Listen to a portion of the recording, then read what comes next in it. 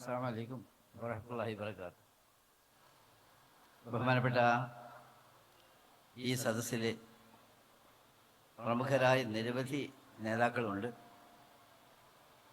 പ്രിയങ്കനായ ഫാറൂഖ് സാഹിബ് അവർ,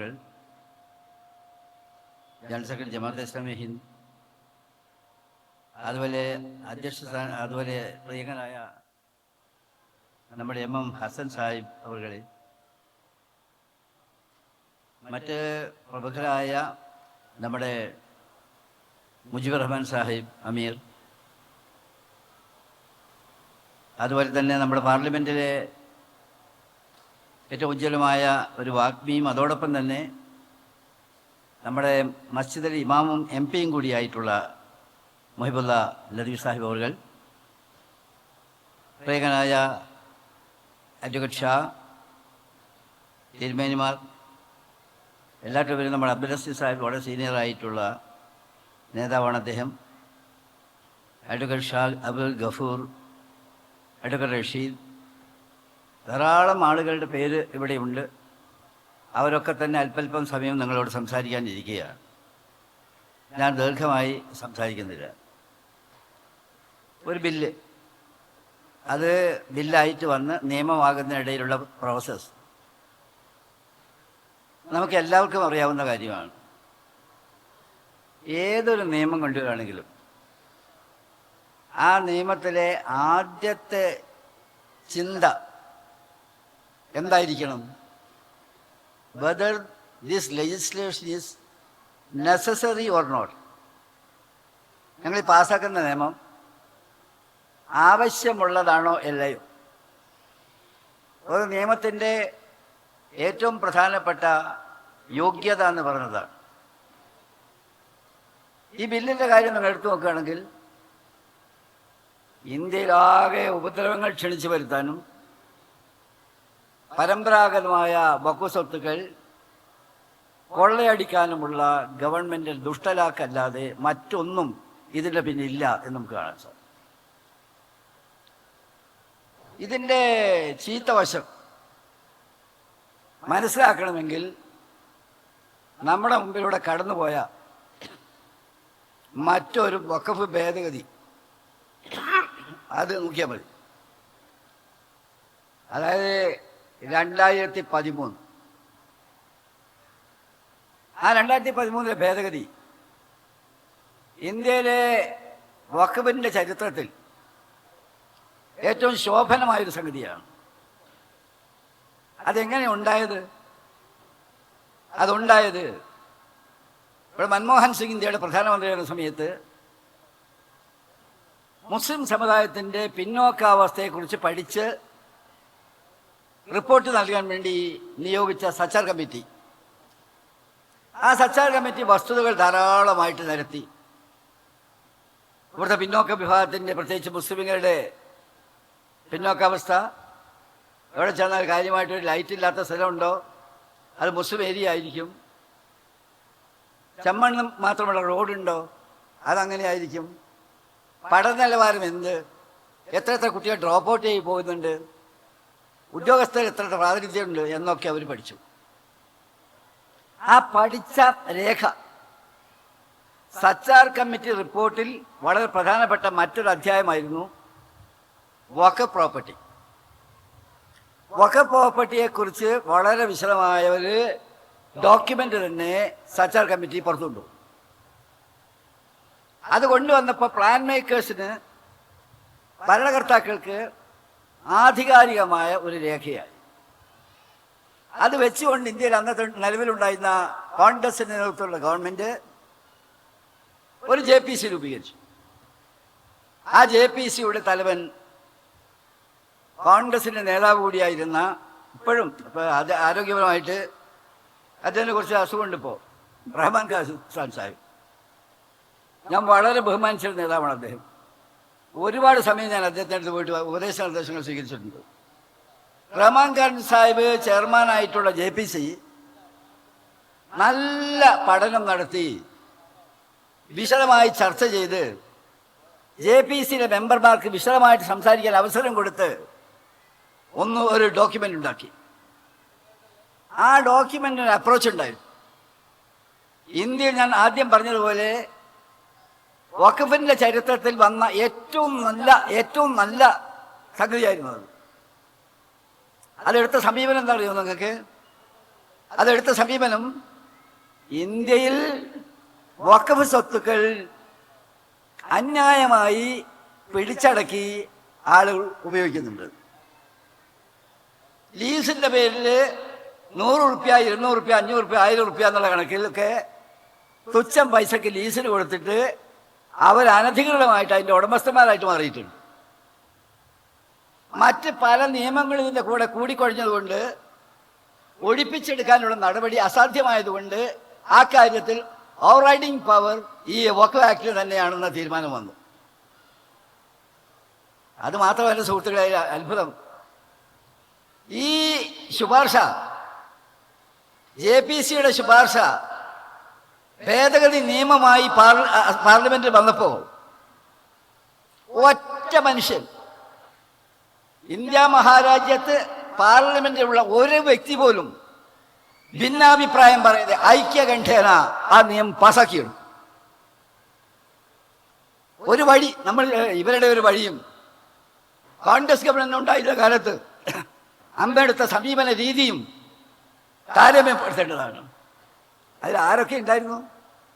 ഇന്ത്യയിലെ പ്രഗത്ഭരായ ഒരുപാട് ആളുകളുണ്ടായിരുന്നു ആ പാർലമെന്റിൽ.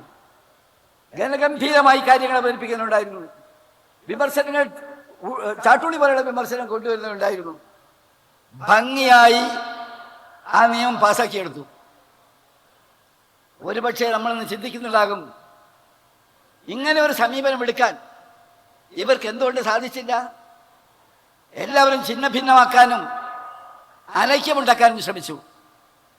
പിന്നെ ഒരു കാര്യം കൂടി തോന്നി, ഈ ഇപ്പോഴത്തെ ഈ 2013 ഭേദഗതി ഇവിടെ നിന്നാൽ അന്യായമായി കയ്യേറ്റം ചെയ്ത ഭൂമി നാടുകൾ ഇറങ്ങിപ്പോറേണ്ടി വരും. ഏറ്റവും വലിയ എൻക്രോച്ചർ ഗവൺമെന്റ് തന്നെയാണ്. വഖഫ് സ്വത്തുക്കൾ ഏറ്റവും അധികം എൻക്രോച്ച് ചെയ്തിരിക്കുന്നത് ആരാണ്? സർക്കാർ തന്നെയാണ്. സർക്കാർ ഓഫീസുകൾ നിലനിൽക്കുന്നത് ഈ വിഭാഗത്തെ കൊണ്ടാണ്. അതുകൊണ്ട് ഇത് പൊളിക്കണം. ഇവരുടെ വിദ്യ ചെറുതല്ല. ഇവിടെ ശക്തമായി അടിത്തറ പാകിക്കൊണ്ട് അദ്ദേഹത്തിന്റെ നേതൃത്വത്തിൽ വന്ന ശുപാർശയും പാർലമെന്റ് ഒറ്റക്കെട്ടായി പാസാക്കിയ നിയമവും, ആ നിയമത്തെ കയ്യും കാലുമില്ലാതെ വിട്ടുനുറുക്കണമെന്നായിരുന്നു BJPയുടെ ആദ്യത്തെ അജണ്ട. ഇനി ആ എൻക്രോച്ച് ചെയ്തവർക്ക് എന്ത് വേണം? BJP തീരുമാനിച്ചു, അനധികൃതമായി കയ്യേറ്റം ചെയ്ത് കൈവശം വെച്ച് സൂക്ഷിക്കുന്നവർ അവരുടെ ആ സ്വത്തിന്, ഇല്ലീഗലായിട്ട് ഓക്യുപ്പേഷന് ശരിയായ വിധത്തിൽ അവർക്ക് വെള്ളപൂശി കൊടുക്കാൻ ഒരു നിയമം വേണം. ഇപ്പത്തെ നിയമമായിട്ട് പോയി ശരിയാവില്ല. കയ്യേറ്റക്കാർക്ക് ആനുകൂല്യം കൊടുക്കുകയാണ്. ആനുകൂല്യം മാത്രമല്ല, അവകാശം കൊടുക്കുകയാണ്. അതുകൊണ്ടാണ് താങ്കൾ മീറ്റിങ്ങിൽ കോഴിക്കോട് പറഞ്ഞത്, ഞങ്ങളുടെ നേതാവ് അദ്ദേഹം പറഞ്ഞു, കാവൽക്കാരൻ കയ്യേറ്റക്കാരനാകുക. ആ പൊളിറ്റിക്സാണ് BJP കളിച്ചത്. മാത്രമല്ല, ഈ നിയമത്തെ തരിപ്പണമാക്കാൻ വേണ്ടിയിട്ടുള്ള ഒരുപാട് ക്ലോസുകൾ കൊണ്ടുവന്നു. ഇത് നിങ്ങൾ നോക്കിയാൽ കാണാം, വക്കീലന്മാർ ധാരാളം ഉണ്ട് ഇവിടെ. ഡിലീറ്റ് എന്ന് പറഞ്ഞ കുറെ ക്ലോസ് ഉണ്ട്. എന്താണ് അത്? റഹ്മാൻ ഖാൻ കാലഘട്ടത്തിൽ കൊണ്ടുവന്ന ആ ഏറ്റവും പ്രായോഗികമായ ഒഴിപ്പിക്കൽ സംവിധാനം, അതുപോലെ സംഗതികൾ, അവയിലെല്ലാം ഉള്ള ക്ലോസ് വെട്ടി നുറുക്കി അവർ ആദ്യത്തെ വർക്ക് കഴിഞ്ഞു. അതുപോലെ മറ്റു പലതും ഒരു വിധത്തിൽ മറ്റൊരു വിധത്തിൽ ഇത് കൊള്ളയടിക്കാൻ അവർക്ക് അവസരമുണ്ടാക്കി കൊടുത്തു. മാത്രമല്ല, ഞാൻ ആലോചിക്കായിരുന്നു, അതിൻ്റെ ഒരു അമെൻമെന്റ് ഉണ്ട്. വഖഫ് ആയിട്ട് മുസ്ലിമായ ഒരാൾക്കും ചെയ്യാം. വെട്ടി ഈ നാട്ടിൽ ജീവിക്കുന്ന ഹിന്ദു, മുസ്ലിമും ക്രിസ്ത്യാനിയും എല്ലാവരും നിൽക്കുന്ന ഈ രാജ്യത്ത് അത് എത്ര പേര് കൊടുക്കുന്നു, എത്ര പേര് കൊടുക്കാതിരിക്കുന്നു എന്നല്ല, അതിമനോഹരമായ സെക്യുലറിസത്തിന്റെ പ്രകാശഗോപുരം എന്ന് വിശേഷിപ്പിക്കാവുന്ന ഒരു വകുപ്പ് അന്നത്തെ നിയമത്തിലുണ്ടായിരുന്നു. അത് ഡിലീറ്റ് ചെയ്തു. എന്നിട്ട് കൊണ്ടുവന്നത് എന്താണ്? കയ്യേറ്റക്കാർ, പ്രത്യേകിച്ച് സർക്കാർ ഓഫീസ് പ്രവർത്തിക്കുന്ന ഒരു സ്ഥാപനം അത് സർക്കാർ ഓഫീസായിട്ട് തന്നെ നിൽക്കും. അതിന് മുമ്പോ പിമ്പോ എന്ത് വന്നിരുന്നാലും അത് ഗവൺമെന്റ് എന്ത് ചെയ്യും? ഗവൺമെന്റിലാക്കി വെള്ളപൂശിക്കൊടുത്ത് അംഗീകാരം കൊടുക്കും. ബിഗ്ഗസ്റ്റ് എൻക്രോച്ചർ. അവർക്ക് ഭൂമി കിട്ടിയില്ലേ? ഒരു മെനക്കെടും കൂടാതെ ഒരുപാട് കാലമായി ചർച്ച ചെയ്തുകൊണ്ടിരുന്നൊരു കാര്യം അവർക്ക് പെട്ടെന്ന് കിട്ടാൻ അവസരമുണ്ടായി. അത് മാത്രമല്ല, അവർക്ക് കൊടുക്കുന്നത് ഒരു ചെറിയ അന്വേഷണം പോലും നടത്തിയിട്ടല്ല. ഹൈക്കോടതി പറഞ്ഞല്ലോ. ഹൈക്കോടതി എന്താ ഇപ്പൊ പറഞ്ഞത്? നിങ്ങൾ ഗവൺമെന്റിനായിട്ട് തർക്കം ഉന്നയിച്ചാൽ അത് ഗവൺമെന്റിന്റെ കയ്യിലുള്ള ഭൂമി അത് ആദ്യമോ പിന്നെയോ വഖഫ് സ്വത്തായി വന്നാലും ആ തർക്കം വരുന്ന അന്ന് തൊട്ട് അത് വഖഫ് അല്ലാതാവും. കോടതി ചോദിച്ചു, എന്താ നിങ്ങൾ കാണിച്ചിട്ടുള്ളത്? എന്തിനാണ് അവർക്ക് കൊടുക്കുന്നതിന് തർക്കം വന്നാൽ അന്ന് മുതൽ പ്രാബല്യം കൊടുക്കുന്നത് എന്ന് ചോദിച്ചു. അതിന് മറുപടി പറയാൻ ഇപ്പോഴും കഴിഞ്ഞിട്ടില്ല. വരുമായിരിക്കാം. അപ്പൊ എന്തുണ്ടായി? അതൊക്കെ കിട്ടാൻ ഇനി കുറച്ചാളുകൾ ക്യൂലുണ്ട് ലിസ്റ്റായിട്ട്. അപ്പള്ളി, ഇപ്പള്ളി, ഈദ്ഗാഹ്, ഈ സംഗതി. അതിന്റെ കാര്യത്തിൽ എന്താണ്? തർക്കം ഉണ്ടായാൽ മതി. ഏതെങ്കിലും ഒരുത്തം വന്നിട്ട് തർക്കം ഉണ്ടായാൽ മതി, ഇത് ഞങ്ങളുടെ ഭൂമിയാണ്. തർക്കം ഉണ്ടായി ആരാ തീരുമാനിക്കുന്നത്? കലക്ടർ. ലോകത്ത് ഏതെങ്കിലും രാജ്യത്ത് ഏതെങ്കിലും ഒരു ഏകാധിപതി ഇത്രയും വൃത്തികെട്ട ഒരു നിയമം ഉണ്ടാക്കിയിട്ടുണ്ടോ എന്ന ചോദ്യമാണ് ജനാധിപത്യ വിശ്വാസികളുടെ മുമ്പിലുള്ളത്. അപ്പൊ എന്താണ്? അന്നേ ദിവസം മുതൽ അവർക്കായി. പിന്നെയോ കുറച്ച് അതിന്റെ സ്കെൽട്ടൺ ബാക്കിയുണ്ട്. അത് പിടിക്കാൻ എന്താ വഴി? അതിന് മുമ്പ് തന്നെ തീരുമാനം എടുത്തു. ഇവിടെ പറഞ്ഞു, ഞാൻ വീട്ടിൽ പറയുന്നില്ല. അന്നെന്തായിരുന്നു ആ തീരുമാനം? 5 കൊല്ലം പ്രാക്ടീസ് ചെയ്യണം. ആരോടാ സർട്ടിഫിക്കറ്റ് വാങ്ങുന്നത്? എങ്ങനെയാ കിട്ടുന്നത്? അവർക്കറിയാൻ കിട്ടില്ല ആ സ്വഭാവത്തിൽ. അതുകൊണ്ട് ആ വ്യാഖ്യാനം കൊണ്ടുവന്നു. മറ്റൊന്ന്, എത്രയോ കാലം മുമ്പ്, നമ്മുടെ വാപ്പപ്പാപ്പാരുടെ കാലത്ത് 500 കൊല്ലം ഒക്കെ മുമ്പ്, എത്രയോ മുമ്പ് വഖഫ് ചെയ്ത ഒരു ഭൂമി. അന്ന് ഇതേമാതിരി IT ഉണ്ടോ? കമ്പ്യൂട്ടർ സിസ്റ്റം ഉണ്ടോ? ആർട്ടിഫിഷ്യൽ ഇന്റലിജൻസ് ഉണ്ടോ?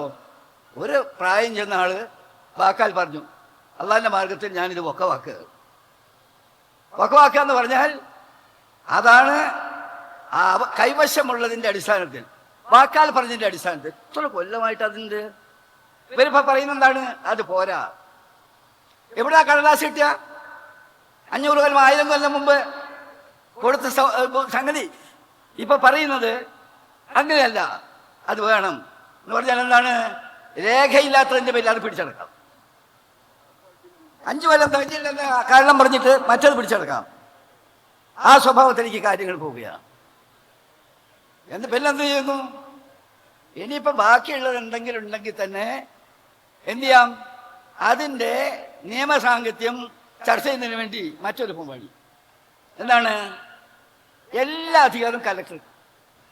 വിധി നിർണായകത്തിന്റെ അധികാരം കലക്ടർക്ക് തുടങ്ങി കൊടുത്തിട്ട് ജനാധിപത്യ സംവിധാനത്തിലൂടെയുള്ള എല്ലാ കാര്യങ്ങളും, സർവേ, അപേക്ഷ കിട്ടിയാൽ സ്വീകരിക്കുക, അതുപോലെ തന്നെ കയ്യേറ്റമാണോ അല്ലേ ഒന്ന് തീരുമാനിക്കുക, ഇനി അത്യാവശ്യം മുഴുവൻ കാര്യങ്ങളും ഒരു സർക്കാർ ഉദ്യോഗസ്ഥരുണ്ട്.